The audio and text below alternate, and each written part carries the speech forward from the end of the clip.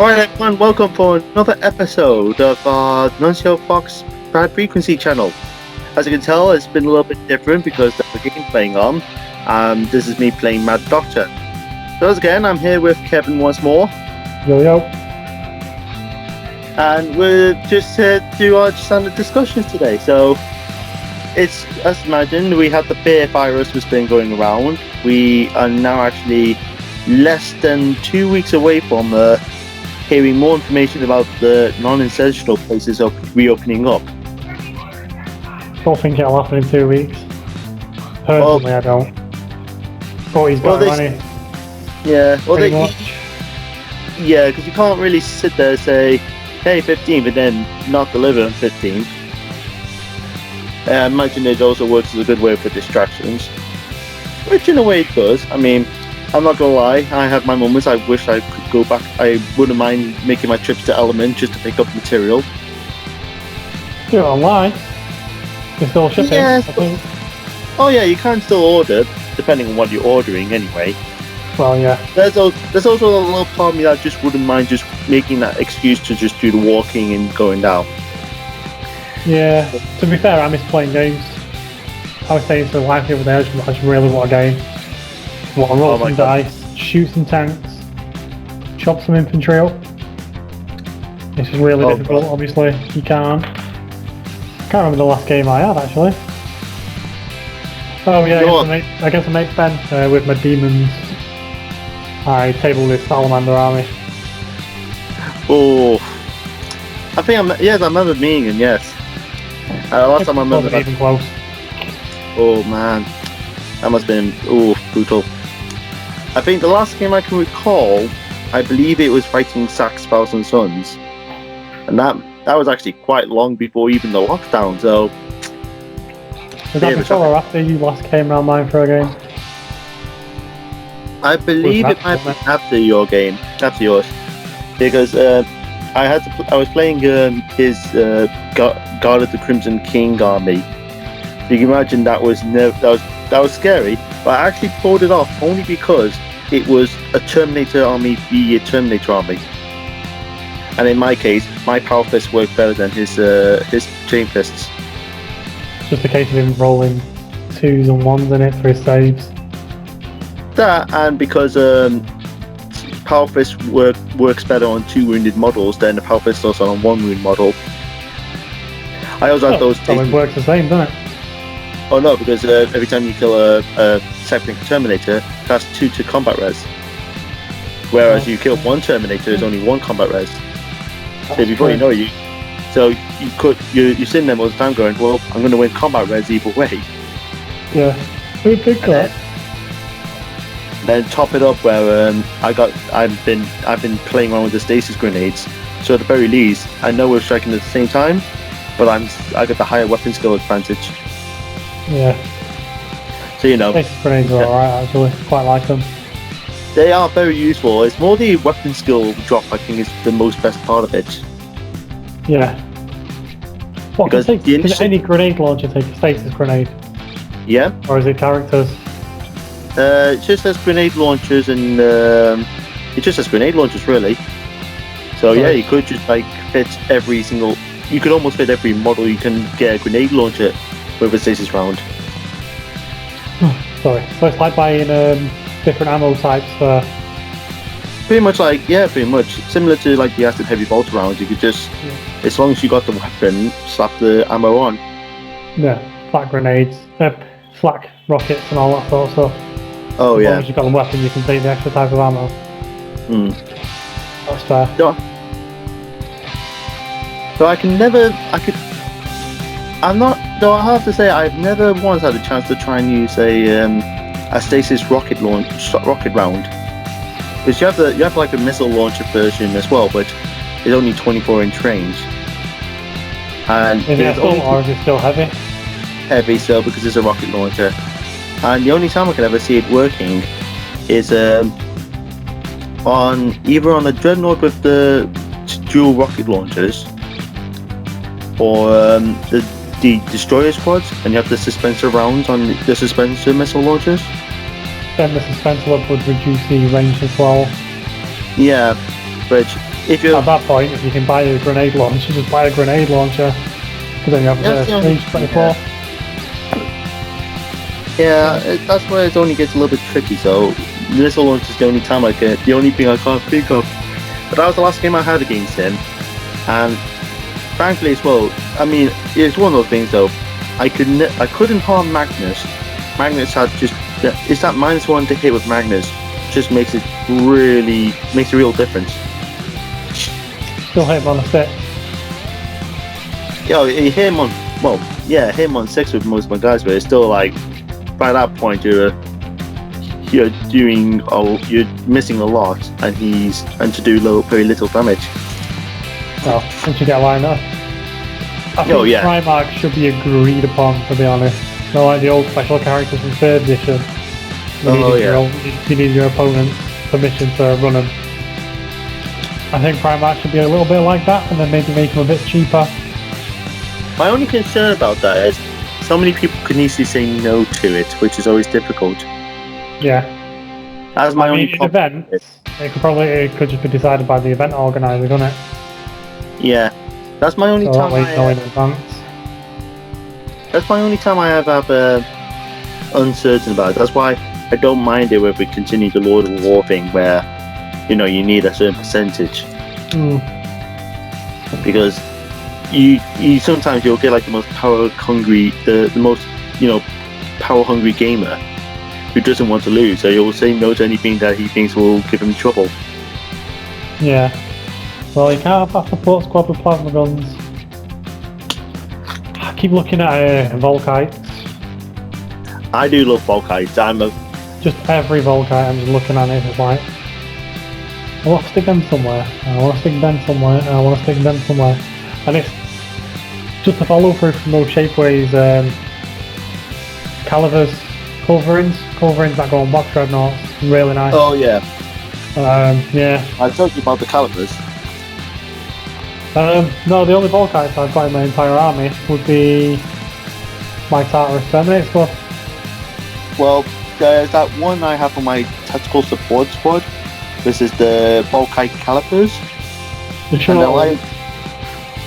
They're 5 points per guy, but they're 30-inch range, strength 6, AP 5, heavy 2. Yeah, pretty decent. Yeah, so, and I got a 10-man squad, so it's 225 points. That fires 20 strength 6 shots at 30-inch range. That's not bad.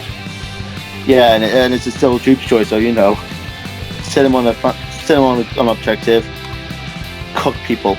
I know it because I remember fighting, I believe it was Ben, with his salamanders, and he only had a 5-man squad. But I remember the 5-man squad giving me such grief back then. Strength in it really than anything. It's not deflagrate, it's not the number, it's the strength in the number of shots, because you're failing something if you get a good amount of hits, which we've done Marines on 2. Oh yeah. It's a nightmare. I think the works, especially because I remember it works really well when even if we attack like land speeders. I mean, I had one point where a guy used a 5-man Covering unit, and it basically wiped out the 2 Javelin land speeders I had. Just overwhelmed with the strength 6 shots. Yeah, Javs are still only armor 11, aren't they? Yeah, so you're still sitting at like 5s to land 6s to pen. Yeah, I don't own any Javelins yet. I don't mind them. I prefer Legion land speeders, to be honest.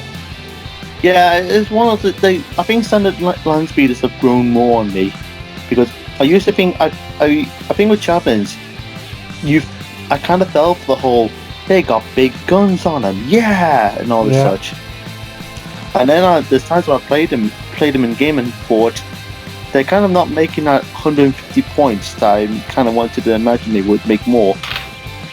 Well, my issue with Javelins is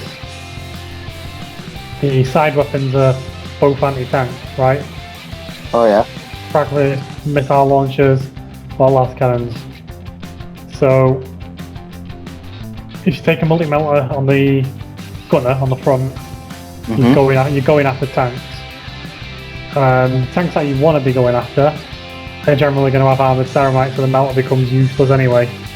If the melter is useless, most of the time the rocket launcher is useless. I don't trust las cannons. I mean, it's twin link, so it's twin link was straight. Single twin link shot, right? Yeah, but it's still 5 against most things. I'd rather have 3 ballistic skill 2 las cannons.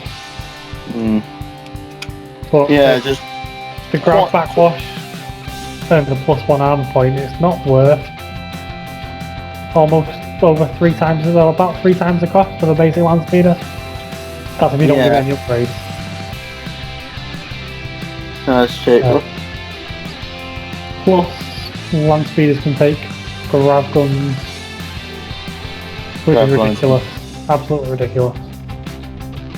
I mean, because I think if I had to rate anything, it'd be like, I want to say normal land speeders, then the White Scar speeders, which I do not remember the name because White Scar stuff is just really hard to pronounce. Yeah, Kaisergan. Something like that, yeah. And then you got the standard Javelin. Yeah. Do you reckon Dark Angels will get a special vehicle?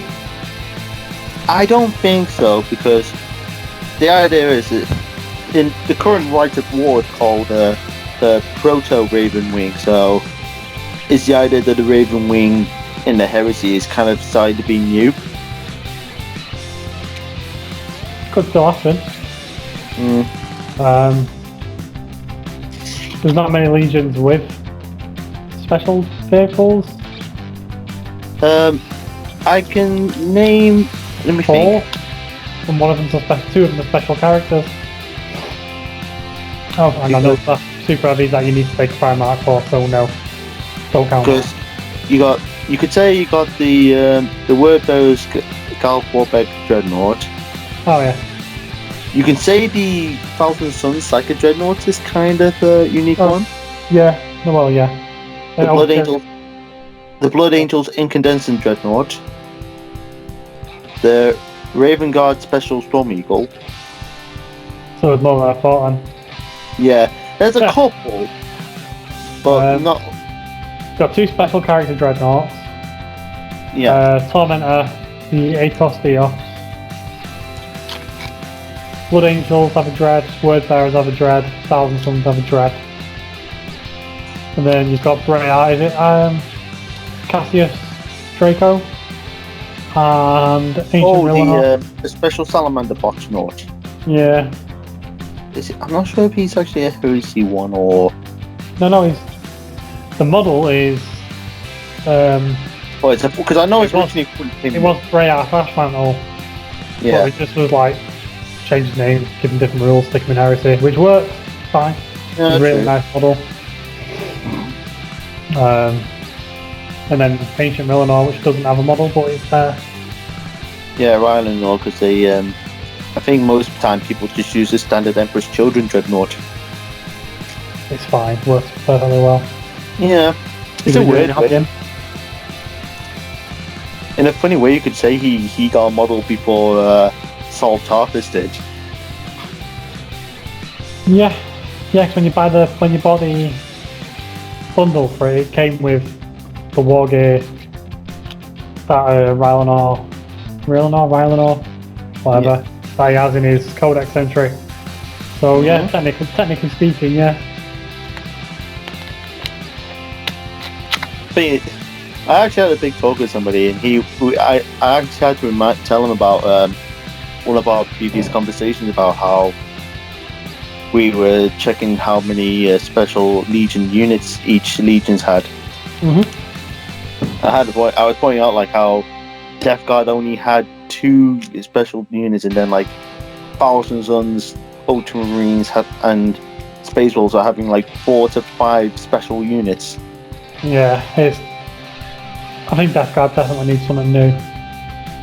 That's Word Bearers. The other weird spiky ones, purple, blue, Night Lords. Night Lords. Or they kind of needed the Terminator. 2 power armored units ain't great. I think Death Guard could do with. I think even. Well, I was on Instagram and I saw, Anvils of Connor. Yes. And he did a really cool unit of what looked like heavy support teams with all had like heavy flamers. He had the whole, I think it was a mixture. I think he had the Death Guard, the 40k Death Guard flamers.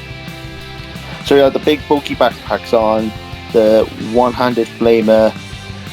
I think they were Salamander's unit. Oh, the Pyroclast. I probably think they were Pyroclast. It might be, yeah. But he had something like that, and I was thinking something like that would have been pretty cool for like a Death Guard one.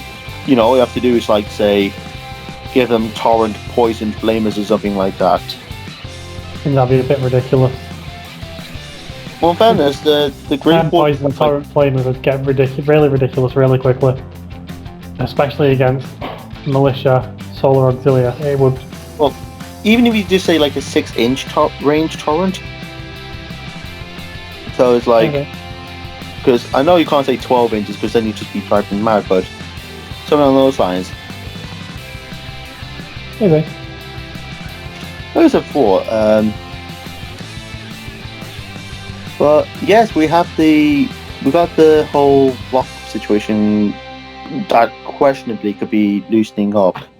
And I've been joking about this for a while. I keep thinking about ways where people could still play games as long as they're keeping within the distancing. And one idea of mine was like to do the whole Rocky fashion where you have the gaming table, you have the bottle of sanitizer there just to, give your hands a quick go over once you had your turn done. Possible. It's either that or you wear gloves, and you wear a mask, and you set up a Discord server or something like that, or another message, any kind of messaging app, and then message each other what you're going to do, what unit, point to them as you do it. So these are going to do this. So you're not actually talking per se if you've got a mask on or whatever. It's a bit more of a Michael Jackson kind of way of fixing it, but that's probably the most sensible option, and to be fair, it's not something I'm going to try. I'd rather just wait until it's all safe and sound. As much as it's irritating me that I can't play. I wouldn't say masks would. I don't think they'd muffle up the communications too badly. But no. Well, I think it also helps clarity then, doesn't it? Because if you go, this tactical squad is going to move 6, and you go through your whole army of what the movement's doing, you just point, they're going to move this much, and then you sort of indicate where they're moving to, and then when they shoot, you go, this tactical squad's going to shoot that assault squad with bolters, and then you know the numbers then because everyone knows what a bolt gun does. Oh yeah. So yeah, it's just like I had a few silly ideas, like, and then you could do like your turns, and then you could do like a rock, like at the end of the turn, do like a Rocky where where the boxers have to go in the corners and they have like their trainers like giving them the quick wash over in areas. Like when they like wash the blood off their hands or something stupid like that. And you can have like some other guys who like, you can have them there like with the bucket of sanitizer and washing the dice when they're getting prepped. Well, that's the thing, innit? I don't like people touching my dice. That's just me. No, somebody comes up, that's why I have a bag of spare dice. It's like, somebody comes up to me, it's like, oh, let's grab a few of your dice. It's like, one, you're not touching my custom-made Blood Angel dice. No. Have these rubbish dice that if they get lost, I don't care. Yeah, that's true. But yeah, I was throwing some stuff ideas like that because I definitely know if I could find a way to get even like some games in soon, it'd be nice. Because I wouldn't mind even if it's like there was lockdown and at the very least I can get like one game a month going in, while waiting for everything to loosen up much more. Just like I think a game a month could keep me satisfied enough until everyone can say it's okay. Potentially. Just think how, because you can go around your friends' houses now, can't you? As long as you're outside and you're 2 meters apart, at least 2 meters apart, you're apparently good to go. So yeah, because I like to imagine like the only other thing I can think of is you would have to either have because it's how crazy you would do it. Because I mean, in my head, if I could, I'd love to just say your mates come outside, and as long as the weather's good, bring a bowed out table, get the tiles and terrain about, and like outdoor gaming. So we bought a new table for the back garden, big enough to, it's bigger than the table we've got in the back room that the gaming table the gaming table that was built. Yeah, but it's not a cheap table, so yeah. Plus I fit and eat at it, so I've had about 10 meals outside when the weather's been nice. Like just do tea, like sit in the back garden while the weather's going. The sun's going down, we've got beer and the wine, and we're eating like a steak and a salad and all that sort of stuff. It's really nice. But we're doing the back garden up, so. Oh yeah. We got the time. We have the time, so why not? No, but I mean, it's either that or if you had a good garage, and you just like open garage. Yeah, I mean, I could do that because obviously, what our back room looks like. We've got the massive sliding glass door, haven't we? So. Oh yeah. Slide that straight open, but again, it's a case of you're indoors. Your mate could have it and he's asymptomatic. You just don't know. At that point, and generally, if it was just me living on my own, I wouldn't be bothered. I'd be like, yeah, come round, have a game. But I've got the kids to think about. So, oh yeah. Yeah. This is one of those big goals I keep telling myself now. So when I can get to that level where I can afford to move out, with knowing I can be able to do it.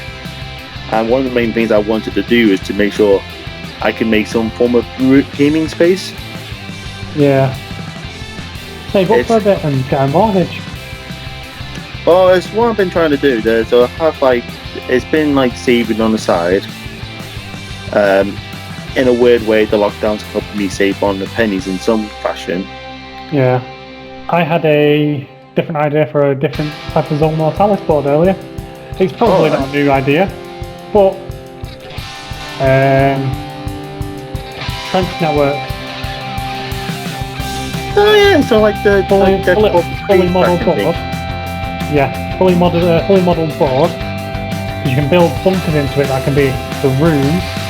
You can still have the cold in the void rule because that could just be shelling from everywhere. Oh yeah. It's just, I think it'd work really well. I just think it'd be a bit easier to do than. Well, it wouldn't be easier. It'd be more difficult, but you'd be more set in your ways with what you're doing. But it looks more thematic, and I just think it'd be good. And it'd give me some, a reason to do something a bit different. Oh yeah. I always keep missing that Imperial bunker system that Forge made a long time ago. The trench system they had, you actually had to make a table to actually use the trench system. Yeah, I mean, that was the idea that I've had. Obviously, that's a lot more. Can't use the Forge trenches anymore.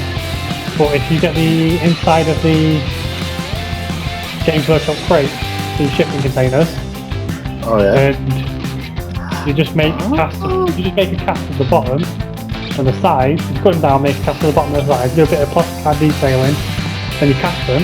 That can be the inside of your trench. Oh, that's clever. I see what you mean with that. And then just build the trench with plastic card as you're building it, or even just bits of spruce to be churned earth and stuff like that with a couple of steps for shooting over the top. It can be multi-level then as well. So you can have troops coming across the top and then shooting in and down, and Yeah, because that's where the cold in the void can come into it. If you go up onto the top, you're going to get hit by a wave. It's like with trench warfare in the First World War. If you you're going to get that no man's land. You were just absolutely obliterated by machine gun fire. Hence where cold in the void can come into it. I think it worked really well. Oh no, definitely. How dreadnoughts would work in that, I'm not sure. You make it wide enough for a dreadnought to fit in. Yeah, well, it's like they're trying to say now in the. Well, they're trying to say now that in the Sun Mortality that Leviathans and Leviathans and Derrideos have harder times moving in the halls. Well, that should be the case anyway. It's definitely a cool idea. And then you got those automated turret ones you can get in some Mortalis. You can use those in the walls. Yeah, I really like the box dreadnought. Not just in Zone Mortalis, but in general. But I think in Zone Mortalis, that's where you really see the worth. It's like, yeah, because the last Zone Mortalis one was the Melos campaign. And that's where I saw the Derrideo with the auto cannons reap a terrifying damage on me. Because you have the auto cannon Derrideo, and before you know it, like, it immobilized my Leviathan, took 3 hull points off, and like ripped an arm off. I basically went to that campaign with like the worst luck I was in throughout the whole weekend. Like everything was going disastrously wrong. Let's not, you've not got the best of luck anyway, except for rolling 80 rounds. This one was like a special occasion. This was like, this was like you look at been taking steroids. Yeah, like bad luck did a bane on me and just like mentally broke my back. My bad luck became Tom Hardy. Bad luck Hardy just came in and went. Oh, why would that have been a really cool name for Matt and Jeff? But mostly Matt. Oh yeah. Bad luck Hardy before he became like the whole delete thing. Oh, the broken Matt Hardy. Broken Matt Hardy. Bad luck Hardy would have been awesome. Would have been a really good. Just have him on a I actually think all of his characters were underappreciated. Like I actually at the time missed his version 1. Yeah, you look where back. He did like match packs. You look back. So you go in. And this is at the so wasted back then. Who did he team with? The Survivor Series. Was it from SmackDown? Was Matt Hardy on SmackDown? And when Scott Steiner turned up, you know the Survivor Series. Yeah. Yeah. Well, if anything else, he's doing a lot better in AEW now, so he did that. He's great absolutely everywhere. It's just he had a couple of crap bands dealt to him by creative in WWE, and he's been absolutely amazed. Like a creative mind like no other. What's your thought actually? Because Jeff Hardy apparently they did a script on this week where apparently Jeff Hardy got arrested for a DUI. Yeah. As a script. Yep. No, I watched it because I don't watch full shows anymore. Oh no, I don't. Maybe I watched the Rumble, SummerSlam, and Mania. But I don't pay them. I'll wait till the day after and get them for free. Yeah. Because people always bang them on YouTube or whatever. So I'll watch them. There's part of me where I noticed this now. A lot of people I know nowadays have actually bought like the actual Necromunda tiles, which I definitely have. Nowadays, I wouldn't mind grabbing some, especially because you see the tiles, you watch I've seen the trailer for the new Necromunda video game, and I do love the cinematics they do. I think whenever Games Workshop do cinematics, they kind of kick it out of the park. What kind of game is it? First person shooter or squad based? I think, it's Games Workshop, so I'm imagining it's going to be like a strategy based game. There's a trailer up. Well, there's been many different kind of 40k game, because I've got Inquisitor, Martyr, PlayStation. That's kind of like Diablo 2 style. You had, what was the stupid Fire Warrior game called? Fire Warrior. It was just called Fire Warrior. Fair enough. That was that first person? I think it was a first person shooter, yeah. So then you had Space Marine, which is sort of third person from the back. It was third person, yeah. And obviously you've got the Dawn of Wars, which are RTSs, and there's been a lot of stuff. The current Space Hulk game as well is also first person. No, Space Wolf. It's more like a strategy one. But because you still control the dude first person. And yes, whenever I play, I try to get the assault cannon as soon as possible. Nowadays assault cannon on the librarian. I take the plasma cannon every time, only because it's only because I always want to just get one hit, move on, one hit, move on. Me and the guys have been trying to play the likes of Space Marine and Deathwing lately. Deathwing we kind of just got pummeled badly with, and with Space Marine we forgot how hard those Exterminatus waves are. Which one's the Exterminatus waves? I've not played. Where ones where you can get 4 guys, and you're trying to get through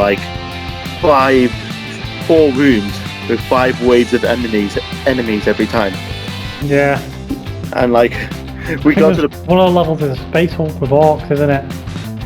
So you get so when you play the Marine one, so you get several orcs. Second room, you end up getting a crap load of bomb squigs roaming all over the place. What annoys me with that is when there's 1 or 2 bomb squigs in the middle of a horde of orcs, and you can't see them, and you just hear, hey, and then and you're like, oh, what the fuck was that? Obviously it was a bomb squig because of a massive explosion. Well, it's there was a couple of times where we're playing, you end up having a lot of those Scar Boys, so those guys that get really berserk and they start doing the red glowing eyes and whatnot. Yeah. And we got to hold an objective, till we got it. And all I can do is walk backwards with a heavy bolter trying to take them out, because everyone else has died trying to be trapped in this blob. I always use melee weapons. Always go for the axe. I'll get the axe and then the thunder hammer, and then the second I get the thunder hammer, it's just swing it around until everything's dead. Once one day, the guys ended. I think the guys had tried that and they just ended up dying. So I had to end up being the last man standing, walking backwards upstairs, with this whole swarm of orcs following after me. But it was a pretty chaotic thing, but it was good and it's nostalgia as well to play the games again. Yeah, but I started playing Dark Omen and Shadow of the Horn right on the PC, and PlayStation 1. Oh. Well, I considered. I've seen Vermintide stuff, so I have been tempted with that. But yes, I saw the trailer of Necromunda. I'm assuming it's a squad strategy game because it's gangs. But it was giving me the whole idea of inspiration because they were using a lot of the yellow and brown backgrounds to create that whole mucky, greasy mess of the cities. Yeah. So it was part of me is thinking, oh, this would be great if I could do a terrain like such. That'd work. Because it's some, because I wouldn't mind trying terrain, because I keep having ideas where I wanted to do. At one point, I wanted to do Fallout 4, where I wanted to do a city terrain based with the radiation storm on it. So in my head, I was going to be having lots of water effects onto the table, greens bursting areas, just create that radiation storm flying off the sky. Yeah, it could work. Would you try and write rules into represent radiation poisoning and stuff like that? Yeah, I think I was telling myself if at very least I'd use like the red grenade kind of rules. Maybe like roll, find like roll like for a random tile or something to be struck by like a radiation flash or something, and then maybe have like do the old Necron Immortech Stormlord and have like the unit takes a lightning strike depending on what you roll. Some ideas on those counts. Because that was something I kind of miss sometimes, is having the extreme forms of weather effects. So I still remember like one of the older 40k games where you had to choose a model on the highest point model, and if you roll a 6 or something, it takes d6 jumps 8 hits or something, and then like you had to count banners and antennae and such. It was a white dwarf, I believe. So it had like but it was something I really liked. What sort of era White Dwarf? Because I'd only really recently just picked White Dwarf back up again. I think I stopped buying it towards tail end of 4th edition. Apart from the issue where Vampire Counts came out in 8, I bought that. Oh yeah. Because Vampire Count fanboy, so... It was like 6th edition, I would think so. It's not I was seeing then. But it was I mean, I only recently stopped my White Dwarf subscription as well, because it was just a case of... It was a tough one, because I wasn't a fan with the current direction, and I used to just buy them for the painting and tutorials, but then I was like, well, I've kind of gone past Games Workshop paints. Yeah. Like, I've moved on to using different colours. I still watch a lot of the painting tutorials that Duncan did back in the day and stuff like that. Well, he still does YouTube channel. Yeah. Still does. I started watching his YouTube videos. To be fair, they are better than the Games Workshop one. Purely for the fact that it's not all Games Workshop stuff now, and I think that's kind of nice. It is, because it's like you see it where it's like he's painting Star Wars stormtroopers, some World War II German soldiers. Game of Thrones houses. Yeah. He did Lannisters, didn't he? Oh yeah, he did Lannisters as well. Yeah, I forgot about that. Actually, I had Zach wanted me to play Game of Thrones, which is just like... I was tempted, because it's some ranked up game, ranked up file game, innit? But yeah. It has the same issue as Age of Sigmar does when it comes to characters. Because you're generally going to take the people from the books and the TV series, aren't you? Oh yeah. Whereas in fantasy, I hardly ever took special characters, and I preferred building my own special character. Yeah, because I don't... Yeah, well, I think my only issue with Age of Sigmar now is it's a tough one when you lose all your characters from the old previous editions. Because I'm looking at these new characters and going, I don't feel anything about them. I think that's the tough one, really, is trying to... You don't have any personality, do they? It doesn't, no, they don't feel like they do, so like, I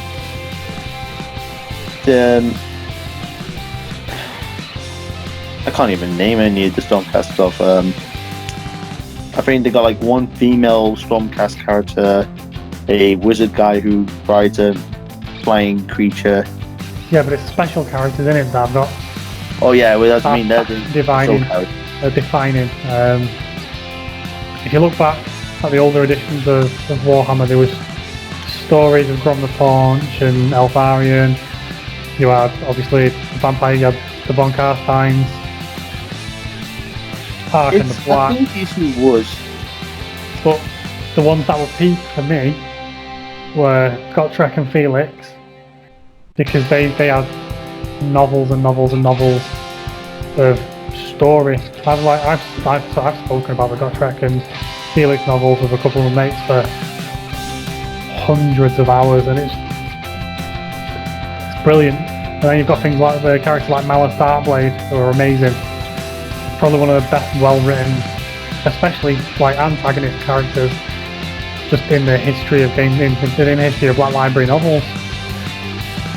Because I think the issue for me with Ben, they were unique because they were probably the most magical of the characters. But because there's now a system where it's literally magic everywhere, there's nobody there that particularly stands out. I want to say. That's at least how I'm thinking it. Because I think that's where it made it interesting when you played Standard Fantasy was you kind of had this in place. It had magic, but it wasn't intense magic.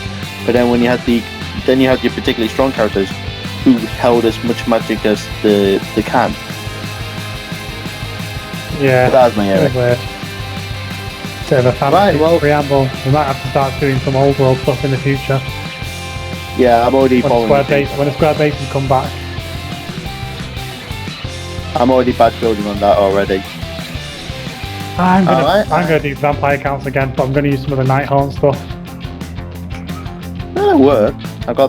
I'm actually repainting Dark Elves. I've got some square bases for them, so working my usual melee put tiles on them. I'll work with Dark Elves. Yeah, you do White Marble as well. You can do the Elven Civil War because it's set before the old world was, wasn't it? It's like everything is more of a historical. It is just essentially fantasy heresy, isn't it? So, Elven Civil War seems like a good place to stick your base. Oh, definitely.